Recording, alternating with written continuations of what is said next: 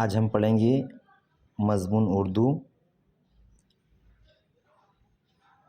تقریباً تمام حروف تہجی کچھ بچوں کے ہو چکے ہیں۔ اب ہم حروف تہجی کی شناخت کریں گے۔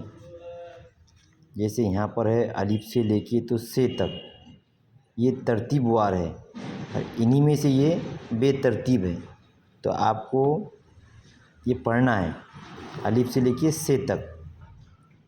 الف، بے، پے، تے، ٹے، سے، جیم، چے، ہے، خے، دال، ڈال، زال، رے، ڑے، زے، سے۔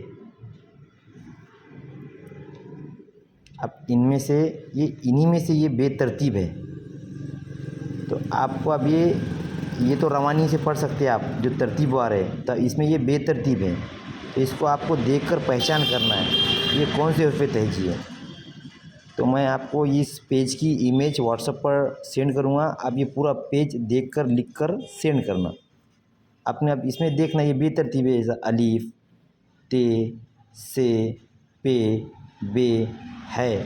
یہ بے ترتیب اس لیے ہے کہ آپ کو اس کی پہچان شناخت ہے یا نہیں، اس لیے تو آپ یہ پیج دیکھ کر پڑھو اور لکھو۔